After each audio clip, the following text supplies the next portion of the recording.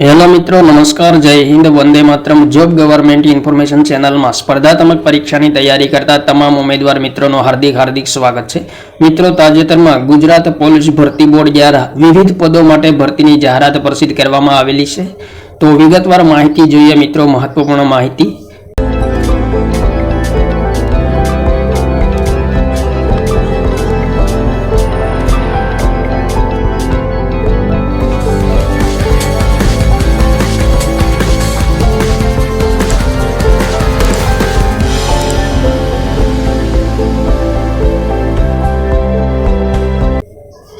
ગુજરાત રાજ્ય પોલીસ દળ motor transport વિભાગ વર્ગ 3 સ્વર્ગના પોલીસ સબ ઇન્સ્પેક્ટર મોટર ટ્રાન્સપોર્ટની જગ્યાઓમાં સીધી ભરતી માટે જાહેરાત ક્રમાંક GPRB 2025-26 3 અન્વયે અગત્યની સૂચના પ્રસિદ્ધ કરવામાં આવેલી છે. તો સરકારશ્રીના ગૃહ વિભાગ ગાંધીનગરના 7/3/2024ના ઠરાવ ક્રમાંક આપેલો છે. તે મુજબ ગુજરાત પોલીસ ભરતી બોર્ડની રચના કરવામાં આવેલ છે અને ગુજરાત રાજ્ય પોલીસ દળ મોટર ટ્રાન્સપોર્ટ વિભાગ 3 સ્વર્ગના પોલીસ સબ ઇન્સ્પેક્ટર મોટર ટ્રાન્સપોર્ટની ખાલી જગ્યાઓ સીધી ભરતીથી ભરવા માટે ગુજરાત ભરતી બોર્ડ પોલીસ ભરતી બોર્ડ દ્વારા ફક્ત ઓનલાઈન અરજીઓ મંગાવવામાં આવે છે. આ સ્વર્ગની સંબંધિત જગ્યાના ભરતી નિયમોની પ્રવર્તમાન જોગવાઈઓ મુજબ લાયકાત પરિપૂર્ણ કરતા અને ઈચ્છા ધરાવતા ઉમેદવારોએ તારીખ 9/1/2024 બપોરના 14 કલાકથી 29/1/2024 રાત્રિના 23:59 કલાક દરમિયાન મિત્રો ઓજસની વેબસાઇટ આપેલી છે, તેમના પર ઓનલાઈન અરજી કરવાની છે. ઉમેદવારોએ ઓનલાઈન અરજી કરતા પહેલા ભરતીને લગતી તમામ માહિતીની સૂચનાઓ વેબસાઇટ પરથી સંપૂર્ણપણે કાળજીપૂર્વક વાંચી લેવાની રહેશે.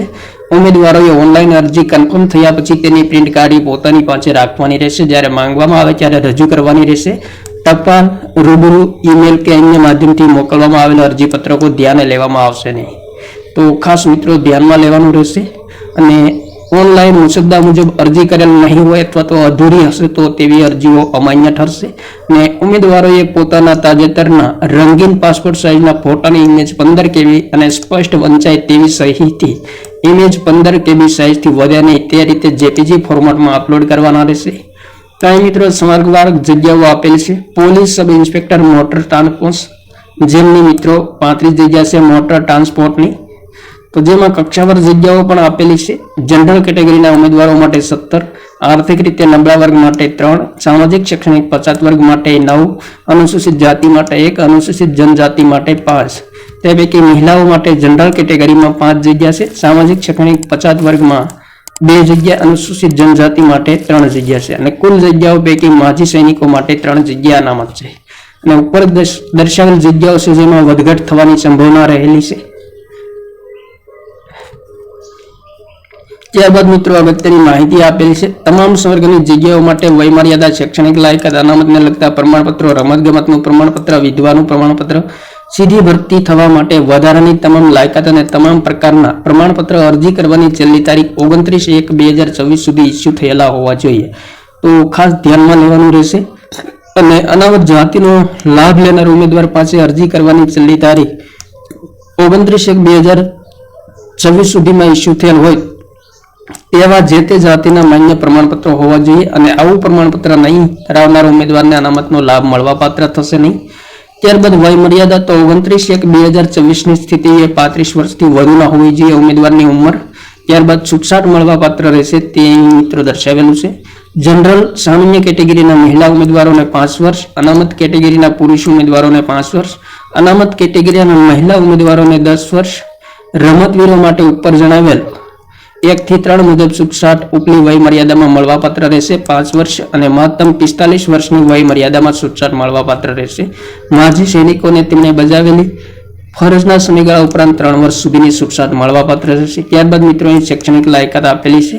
તો બેચલર ડિગ્રી કરેલા હોવા જોઈએ ઓટોમોબાઈલ એન્જિનિયરિંગ અને મિકેનિકલ એન્જિનિયરિંગના ક્ષેત્રમાં. તો ખાસ મિત્રો શૈક્ષણિક લાયકાત જોઈ લેવી જરૂરી છે. ત્યારબાદ કોમ્પ્યુટરના જ્ઞાન અંગે સ્પષ્ટ માહિતી આપેલી છે. 1967માં દર્શાવ્યા મુજબ ઉમેદવાર કોમ્પ્યુટર એપ્લિકેશનનું બેઝિક નોલેજ ધરાવતો હોવો જોઈએ. ગુજરાત મૌખિક સેવા વર્ગીકરણ અને ભરતી નિયમ 1967 મુજબ તેમજ ગુજરાતી અને હિન્દી બંને ભાષાનું જ્ઞાન ધરાવતો હોવો જોઈએ.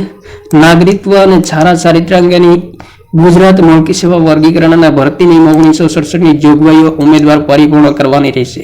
ત્યારબાદ સામાજિક અને શૈક્ષણિક રીતે પછાત વર્ગના ઉમેદવારોએ પરિશિષ્ટ 4 મુજબ ગુજરાતી નમૂનામાં નોન ક્રિમિનલ સર્ટિફિકેટ 1/4/2023 થી 29/1/2026 સુધીમાં મેળવેલ હોય તેવું પ્રમાણપત્ર રજૂ કરવાનું રહેશે. ત્યારબાદ અગત્યની સૂચના આપેલી છે એસસીબીસીના ઉમેદવારો માટે. ત્યારબાદ આર્થિક રીતે નબળા વર્ગના ઉમેદવારોએ એનેક્સર કેએસ અંગ્રેજી અથવા પરિશિષ્ટ ગુજરાતીના નમૂના મુજબ 29/1/2023 થી અરજી સ્વીકારવાની છેલ્લી તારીખ એટલે કે 29/1/2026 સુધીમાં મેળવેલું પ્રમાણપત્ર રજૂ કરવાનું રહેશે. ત્યારબાદ ઈડબ્લ્યુએસના ઉમેદવારો માટે અગત્યની સૂચના આપેલી છે. તો મિત્રો શારીરિક ધોરણ લઘુત્તમ કેટલા હોવા જોઈએ તે પણ સ્પષ્ટ જણાવેલું છે. ત્યારબાદ મિત્રો અહીં પુરુષ ઉમેદવારો માટે ઊંચાઈ સેમીમાં દર્શાવેલ છે. મૂળ ગુજરાતના અનુસૂચિત જનજાતિના ઉમેદવારોની ઊંચાઈ 162 સેમી અને અનુસૂચિત જનજાતિના ઉમેદવારો સિવાયના તમામ ઉમેદવારોની ઊંચાઈ છે 165 સેમી હોવી જોઈએ. તેમજ છાતીની ફુલાવ્યા વગર અને ફુલાવેલ બંને સાઈઝ આપેલી છે. તો મિત્રો ફુલાવ્યા વગર છાતી 79 અને ફુલાવેલી 84. અનુસૂચિત જનજાતિના ઉમેદવારો માટે પણ 79 અને 84 છે. ત્યારબાદ મહિલા ઉમેદવારો માટે પણ આપેલું છે. મૂળ ગુજરાતના અનુસૂચિત જનજાતિના ઉમેદવારો માટે ઊંચાઈ 150 સેમી અને અનુસૂચિત જનજાતિના ઉમેદવારો સિવાયના તમામ ઉમેદવારોની ઊંચાઈ 155 સેમી હોવી જોઈએ મહિલા ઉમેદવારો માટે. અને ભરતી નિયમોના એપેન્ડિક્સ એ મુજબ જરૂરી શારીરિક યોગ્યતા નીચે મુજબ રહેશે. તો ખાસ મિત્રો ધ્યાનમાં લેવાનું રહેશે. નીચે જણાવ્યા પૈકી એક કે વધારે શારીરિક ખામી ધરાવતા હશે તો તેને શારીરિક રીતે અયોગ્ય ગણવામાં આવશે. તો અહીં મિત્રો અયોગ્યતાના શારીરિક લક્ષણો આપેલા છે. વાંકા ઢીસણવાળા, ફૂલેલી છાતી, ત્રાંચી આંખ, સપાટ પગ વગેરે તમામ આપેલ છે. તો ખાસ મિત્રો ધ્યાનમાં લેવું. ભરતી નિયમોમાં જણાવેલ માપદંડ મુજબ ઉમેદવારે નિમણૂક પૂર્વે જરૂરી તબીબી પરીક્ષણમાં પાસ થવાનું રહેશે. નિમણૂક પામનાર તમામ ઉમેદવારોને પ્રવર્તમાન નવવર્ધિત પેન્શન યોજના લાગુ પડશે. તો ખાસ મિત્રો ધ્યાનમાં લેવું. ઓનલાઈન એપ્લિકેશન સ્વીકારવાની મુદત પૂર્ણ થયા બાદ આગામી ભરતી પ્રક્રિયા જેવી કે લેખિત પરીક્ષાની માહિતી, દસ્તાવેજ ચકાસણીની માહિતી અને અન્ય જરૂરી માહિતી વખતો વખત ભરતી બોર્ડની વેબસાઇટ મિત્રો અહીંયા આપેલી છે. બંને વેબસાઇટ આપેલી છે તેમના પર મૂકવામાં આવશે. તો વેબસાઇટ મિત્રો જોતા રહેવું જરૂરી છે. શૈક્ષણિક લાયકાત, કોમ્પ્યુટરની જાણકારી, ઉંમર, જાતિ, માજી સૈનિક, એસસીબીસી માટે નોન ક્રિમિનલ સર્ટિફિકેટ, ઈડબ્લ્યુએસ માટે પાત્રતા પ્રમાણપત્ર, રમતગમત, વિધવા વગેરે સ્થળ પ્રમાણપત્રોના આધારે ઓનલાઈન અરજીમાં ભરેલ વિગતો સમગ્ર ભરતી પ્રક્રિયા માટે આખરી ગણવામાં આવશે. અને ઓનલાઈન અરજીમાં દર્શાવેલ વિગતોના સમર્થનમાં પ્રમાણપત્રો પુરાવો ભરતી બોર્ડ માંગે ત્યારે ઉમેદવારે અસલ પ્રમાણિત ઝેરોક્ષ નકલો સાથે રજૂ કરવાના રહેશે. ત્યારબાદ અહીં ઘણી બધી અગત્યની સૂચના આપેલી છે ભરતી સંબંધિત.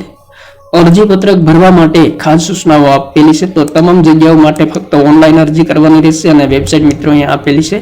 લાયકાતો ધરાવતા ઉમેદવારો એક જ અરજી કરવાની રહેશે. અરજદાર અરજી કરતી વખતે પોતાની સાથે રંગીન પાસપોર્ટ સાઇઝનો ફોટો સ્કેન કરવા માટે પોતાની સહી, જરૂરી પ્રમાણપત્રો પુરાવા રાખવા જેથી તેના આધારે સાચી માહિતી અરજીમાં ભરી શકાય.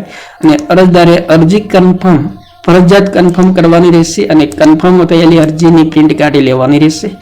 ત્યારબાદ મિત્રો જાહેરાતના સંદર્ભમાં બોર્ડ દ્વારા ઓનલાઈન અરજી સ્વીકારવામાં આવશે. જે નવી ઉમેદવારોએ 9/1/2024 થી 29/1/2026 સુધી વેબસાઇટ આપેલી છે તેમના પર અરજી પત્રક ભરવાનું રહેશે. અને ત્યારબાદ ઘણી બધી અગત્યની સૂચના આપેલી છે. ઉમેદવારે એક જ અરજી કરવાની રહેશે અને ખાસ મિત્રો ધ્યાનમાં લેવાનું રહેશે. જો કોઈ ઉમેદવાર એકથી વધુ અરજી કરેલ હશે તો છેલ્લે કન્ફર્મ થયેલ અરજીને માન્ય રાખી અન્ય અરજીઓ રદ કરવામાં આવશે. અને જો ઉમેદવારોએ એક કરતા વધારે અરજી કરેલ હશે અને ફી ભરેલ હશે તો જે ઉમેદવાર એકથી વધુ અરજી સાથે ફી ભરેલ હશે તો તે ફી રિફંડ મળવાપાત્ર રહેશે નહીં. તો ખાસ ધ્યાનમાં લેવું. પરીક્ષા ફી શું રહેશે? તો જનરલ કેટેગરીના ઉમેદવારોએ ફી ઉપરાંત લાગુ પડતા બેંકના સર્વિસ ચાર્જ ભરવાના રહેશે. બેંકના સર્વિસ ચાર્જની વિગતો મિત્રો અહીં આપેલી છે. અહીં ખાસ નોંધ આપેલી છે. ફી ફક્ત ઓનલાઈન જ ભરવાની રહેશે. પોસ્ટ ઓફિસ કે બેંકમાં ચલણ કે રોકડથી પરીક્ષા ફી ભરી શકાશે નહીં. તો ખાસ ધ્યાનમાં લેવાનું રહેશે. ત્યારબાદ ઓનલાઈન ફી ભરવાની છેલ્લી તારીખ 1/2/2024 23:59 કલાક સુધી ફી ભરી શકાશે. ઓનલાઈન ફી ભરવાની છેલ્લી તારીખ 1/2/2024 બાદ કોઈપણ સંજોગોમાં કોઈપણ રીતે પરીક્ષા ફી સ્વીકારવામાં આવશે નહીં. તો તે ખાસ ધ્યાનમાં લેવાનું રહેશે. ત્યારબાદ ઘણી બધી અગત્યની સૂચનાઓ આપેલી છે.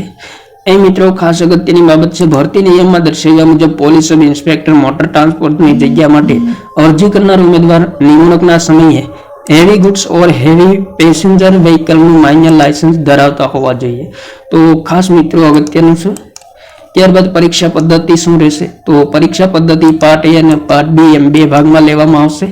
પાર્ટ એમાં કુલ 90 ગુણના પ્રશ્નો પૂછવામાં આવશે, જેમાં તાર્કિક કસોટી અને ડેટા ઇન્ટરપ્રિટેશનના 30 ગુણ, ગાણિતિક કસોટીઓના 30 ગુણ રહેશે. ભારતનું બંધારણ, વર્તમાન પ્રવાહ, ગુજરાતી અંગ્રેજી કોમ્પ્રિહેન્શન 30 માર્ક. ટોટલ પાર્ટ એ 90 ગુણનો રહેશે. અને પાર્ટ બી સંબંધિત વિષય અને તેની ઉપયોગિતાને લગતા પ્રશ્નો 120 પ્રશ્નોના 120 ગુણ રહેશે. પાર્ટ એ માં 90 અને પાર્ટ બી માં 120 એમ 210 પ્રશ્ન પૂછવામાં આવશે. અને પાર્ટ એ અને બી બંને માટે સંયુક્ત રીતે 3 કલાકનો સમય આપવામાં આવશે. અને ખાસ મિત્રો, પાર્ટ એ માં ઓછામાં ઓછા 40% અને પાર્ટ બી માં પણ ઓછામાં ઓછા 40% ગુણ અલગ અલગ મેળવવાના રહેશે, તે ખાસ ધ્યાનમાં લેવાનું રહેશે. ત્યારબાદ વિશેષ ગુણાંક ભારાંક સંબંધી અગત્યની સૂચના આપેલી છે. તો રમતગમતના ઉમેદવારો, વિધવા ઉમેદવારો જેમને વધારાના ગુણ મળવા પાત્ર છે તે તમામ વિગતો આપેલી છે. દસ્તાવેજ ચકાસણી અને શારીરિક માપ કસોટી. તો દસ્તાવેજ ચકાસણી તેમજ શારીરિક માપ કસોટી માટે ઉમેદવારનું મેરિટ નીચે મુજબ ગુણને ધ્યાને લઈ નક્કી કરવામાં આવશે. તો જેમાં લેખિત પરીક્ષાના પાર્ટ એ અને પાર્ટ બી માં મેળવેલા ગુણ, માન્ય રમતગમતના પ્રમાણપત્રને આધારે મળવાપાત્ર વિશેષ ગુણ અને વિધવા મહિલાને મળવાપાત્ર વિશેષ ગુણ જેમના આધારે નક્કી કરવામાં આવશે. ત્યારબાદ પસંદગી યાદી સંબંધી અગત્યની સૂચના આપેલી છે. તો 9/1/2024 ના રોજ ગુજરાત પોલીસ ભરતી બોર્ડ દ્વારા એક મહત્વપૂર્ણ ભરતીની જાહેરાત કરવામાં આવેલી છે, police sub inspector motor transport વિભાગ માટે. તો જે ઉમેદવારો વય મર્યાદા, શૈક્ષણિક લાયકાત ધરાવતા હોય તેમણે મિત્રો ખાસ એપ્લાય કરવું. થેન્ક યુ મિત્રો. જય હિન્દ. વંદે માતરમ.